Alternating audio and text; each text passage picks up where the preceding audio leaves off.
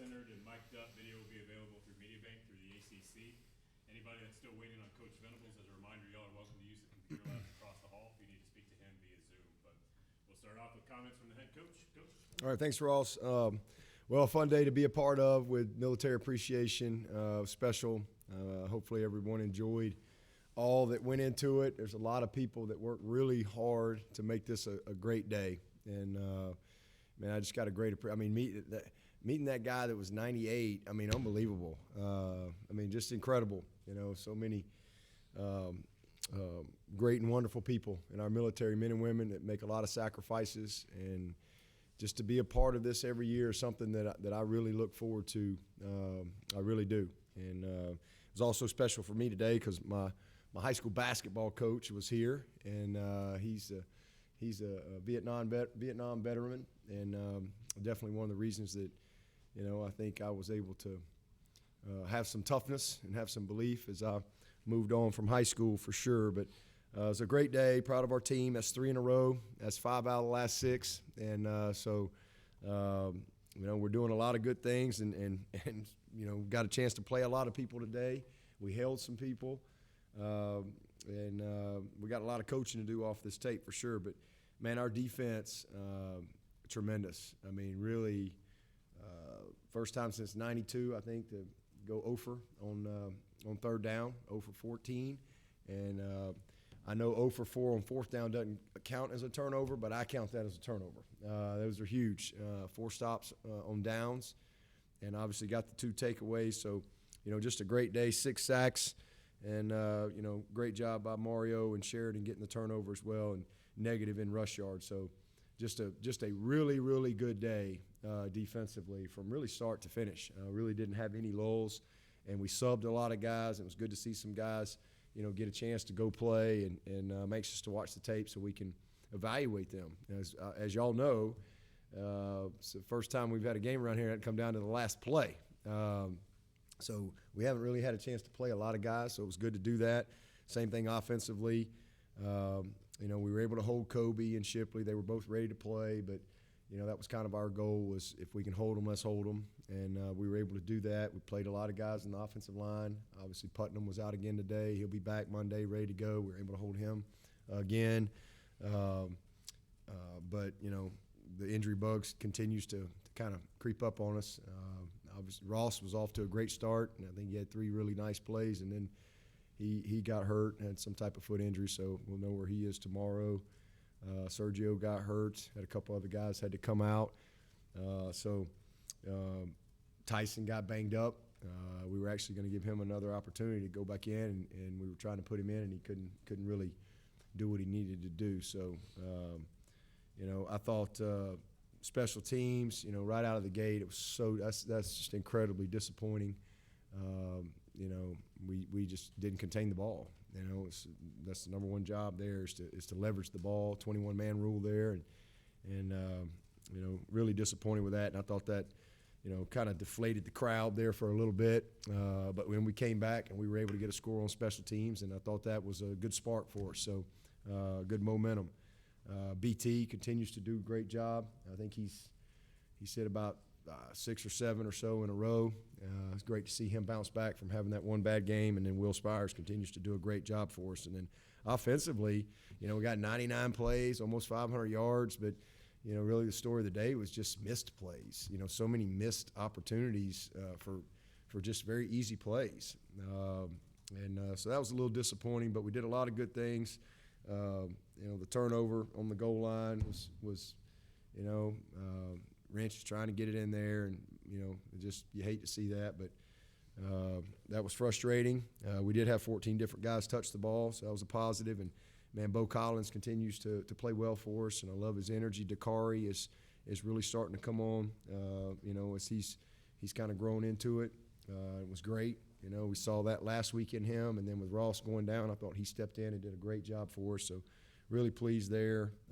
Davis Allen, Brenny, doing some good things, continuing to do that. So just a good day, a fun day, and glad to get the win. So we'll enjoy it tonight and get back at it tomorrow. We've got a senior day next week, last game in the Valley against a great football team, and hopefully again we'll be a little bit more complete and hopefully some guys will grow from this tape.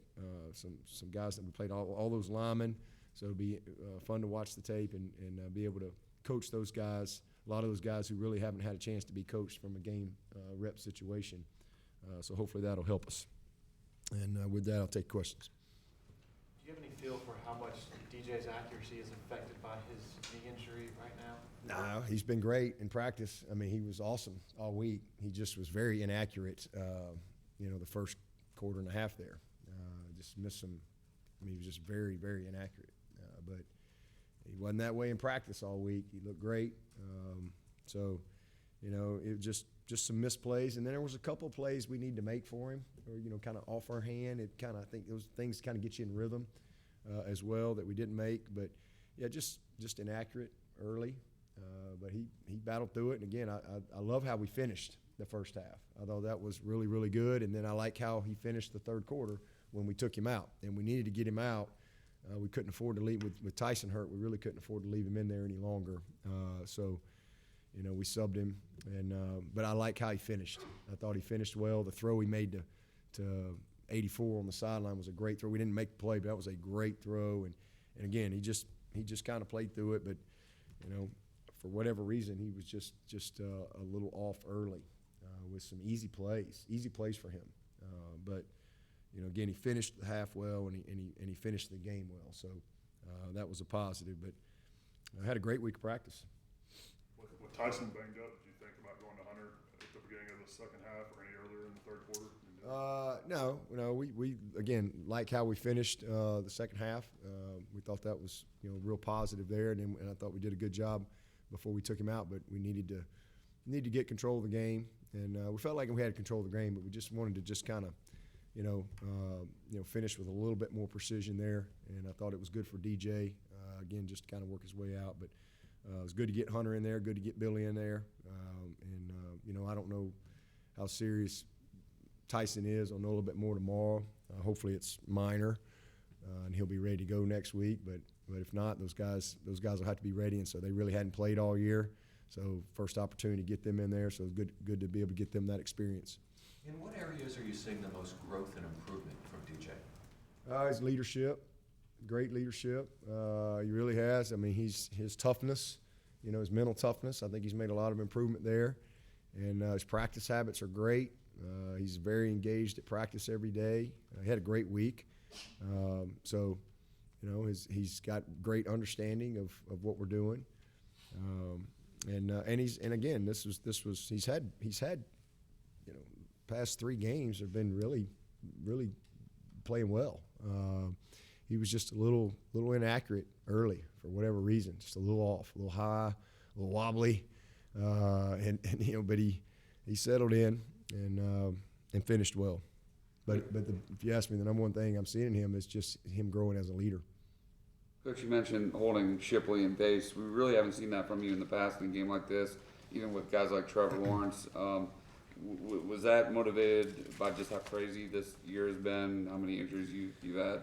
Yeah, well, Kobe didn't practice all week. I mean, he just kind of took some reps in green, so no live reps, and he was pretty shook up.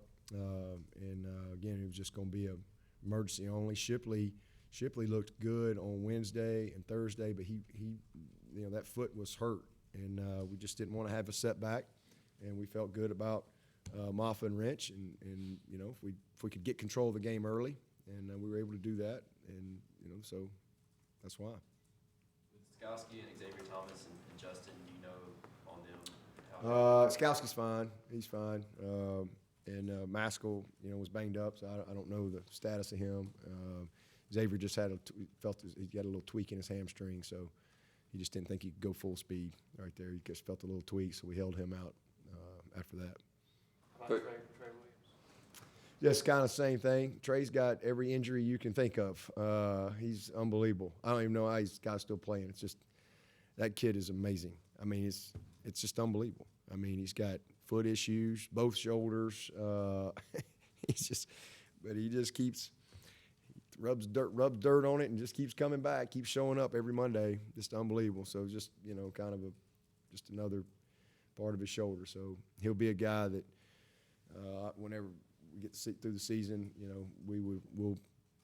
he's got some surgery coming and get him well, but he just refuses to not play. And, you know, and he goes out and practices every week and puts himself in position to play. It's amazing.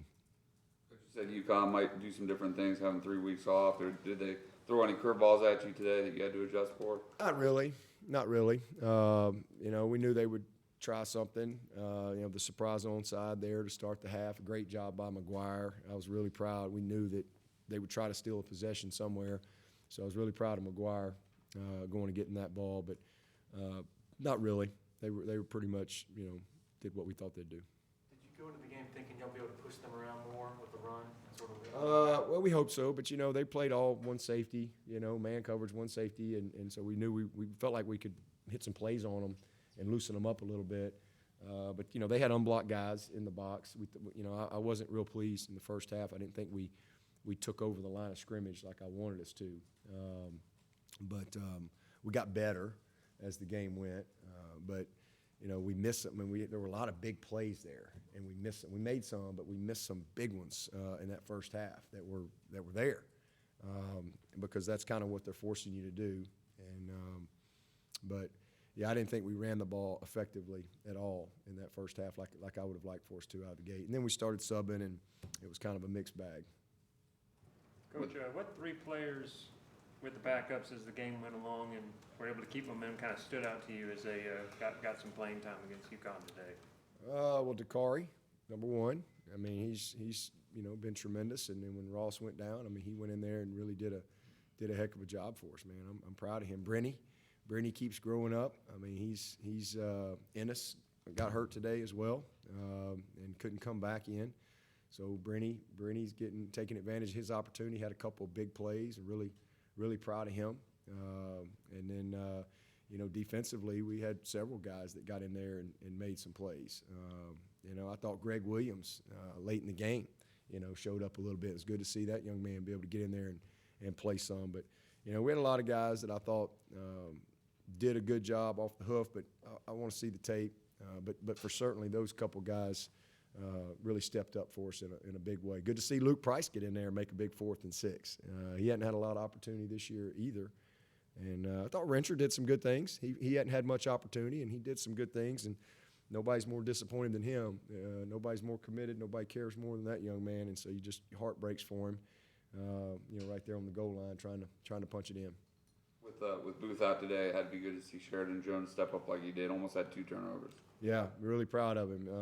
And it was close, doggone it, on that one. And it was the right call. He didn't quite have control of it. But really good technique, really good man technique, really good turn on the ball and a finish. I mean, it was a nice play. And his confidence has grown. I mean, he's quietly had a very steady year for us. And that's really what we needed from Sheridan. I felt like last year he lost his confidence. And it's good to see him playing, you know, confident football and really just, you know, week in and week out, he's been a very consistent, great, you know, his performer. Like he's a winning performance every week, you know, just doing his job and you know, that's been a good thing for us. Dabo Spanos, the UConn coach, said after the game he was really grateful for some time he said that you spent with his family before the game. You have some idea of what he's had to go through this season. What can you say about that? Well, first of all, I mean, what a great family. I mean, unbelievable family. I got to meet his daughter. I got to meet his sons and his wife. And you know, it's a football family. You know, and this is, you know, he's been a commuting coach for a long time, and so just a lot's going on. But it was great to meet him. Got a lot of respect for him, and you know, the job that he's had to be thrown in to do this year and leading that team. And that's the first time I've met him that I can recall. He said he came in here as a when he was in the pros, but I didn't remember meeting him. But it was good to meet him, and again meet his family, and you know, I know today meant a lot to them to be able to come and see him, and same thing with the Pumachans. All the Pumachans were here. I don't know how many Pumachans, but there were a lot of them. They were all here, and I got a chance to see Tyler. And I told Coach Spanos that I really appreciate them traveling him because they didn't have to travel him, but them bringing him down here, that was really cool, and a class act by them. And Tyson getting a score, I thought that was awesome, and then he was done. So he didn't get a chance to get back in there, but it was really cool to meet him, and just a good day. I'm glad I got a chance to meet his family, and again, got a lot of respect for him. Tyson is healthy. Will you let them kind of compete in practice this week and see if you can play? Oh, we compete every week. There's no week we don't compete. We compete every week. Dabo, you mentioned some unblocked guys in the box. So do you think the run issues were mostly a result of communication? No, it was just unblocked guys that had more in there than you can block. That's what happens when you play, against a one safety defense. That's why they do that, is to have outnumber you in the box and force you to throw it. And that's what we saw last year. We were always having guys in the box, but we'll see the tape. I did not think the guys that we were supposed to control, we weren't consistent enough in doing our job. But we'll see the tape and see exactly where we had some miscues. But when I say unblocked guys, I mean guys that are literally, truly unblocked, not a missed assignment. Just they're not designed to be blocked. Can't block them unless they let us play with 12. Sorry, I didn't mean to cut you off twice. Tony mentioned having some conversations about maybe taking some pressure off of DJ. Had Tyson been healthy, would y'all have rolled with him for the rest of the half? I don't know. Yeah, he would have gotten another opportunity to go in there, so got to play well. But we didn't get that opportunity. So, Coach, both those long kickoffs, the return man dropped the kick, muffed it, and it's amazing how often you see that in football. Does it just completely disrupt the timing of the coverage unit, and how do you kind of guard against that? No, it should be a positive for the coverage unit. It shouldn't be a negative. But they've returned a couple kicks already this year. That we thought was the best part of their team, and just disappointed. Donnelly for us that kid has been as good a guy. That's why he starts on that team. For the last 2 years, that kid has been as consistent a player as we've had on this team, special teams wise.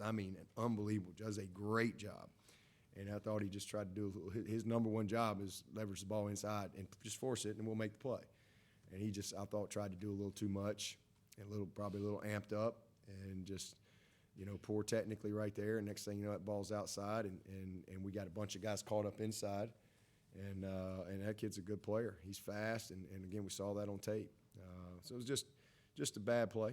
And then the last one, we just had a bunch of guys in there trying to get them in the game, and we didn't get a great kick. We kicked it in the dang middle of the field, and just did a poor job. So again, it gives us a chance to really challenge some young guys and some walk-ons and guys like that hadn't had much time to play. And you want to play, here you go. So no good deed goes unpunished. Was the interception, should EJ have made a better play? Absolutely, 100%. No question. And with the drops, how frustrating is that? It's frustrating. He had a rough day.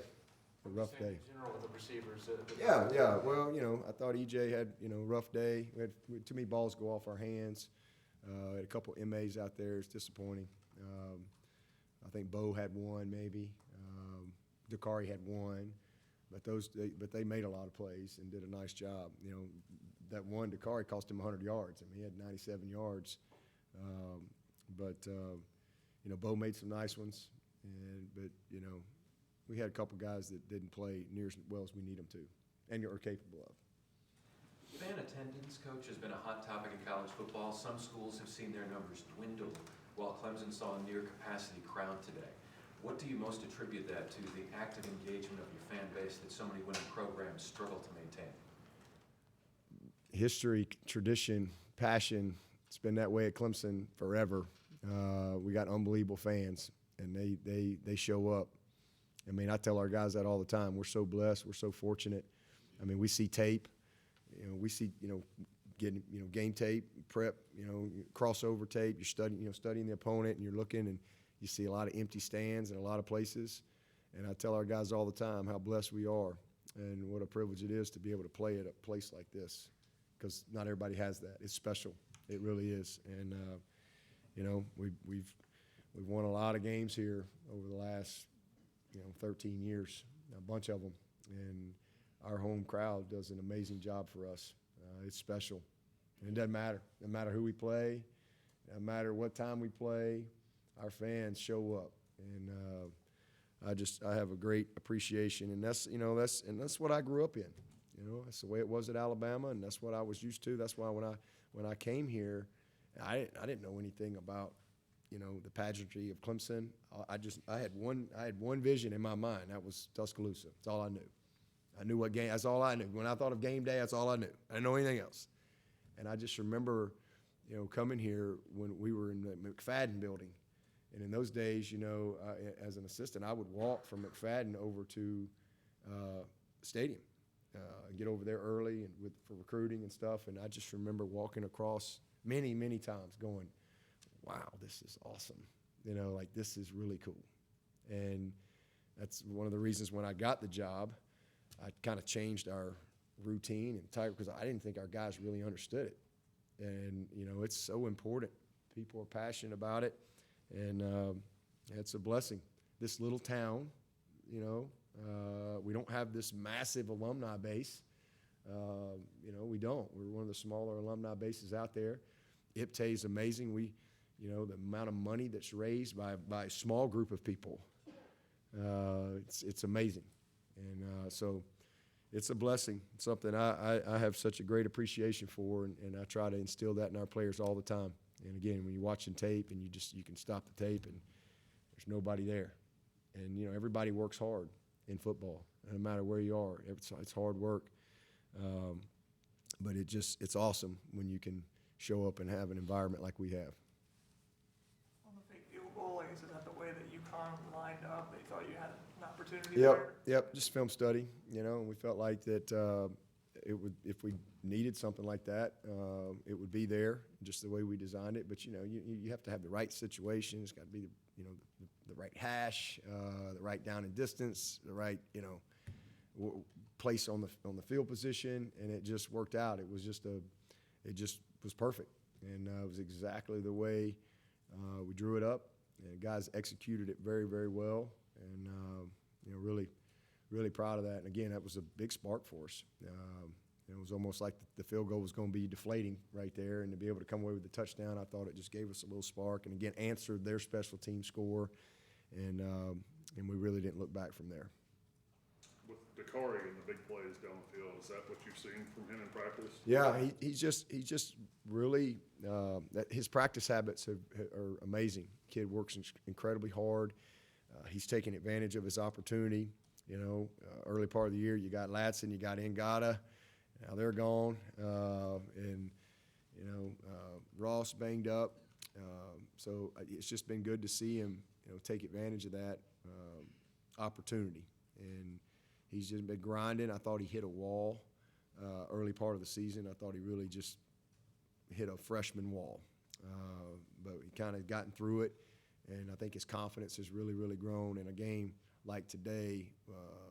Is going to do that kid, great wonders. I thought the way he played last week was a spark for us. Just played tough, played competitive, played fast, and you see that in practice. So it's good to see him take it to the game field. DJ clearly limited running with that knee kind of favoring it. Do you have a feel for the progression there? And Yeah, he's fine. He can run. We just didn't run him. He can run. We just didn't run him. We didn't feel like we had to run him today, but he can do what he needs to do. We wouldn't put him out there if he couldn't do what he needs to do. Dabo, does a win like this? I mean, he's not Lamar Jackson, but he can do what he needs to do. Dabo, does a win like this do anything mentally for the players, considering all, like you said, all of the games this season that have come down to the last possession? Does this do anything mentally for the guys? Hopefully, it helps our morale because again, you've got a lot of guys that played that have not played or played very little. So a chance to coach those guys and a chance for them to get in there. Man, they've been working all year, and it's been a challenging year that way. I mean, literally just down to the last play. And again, we've won 5 out of 6, so that's a blessing.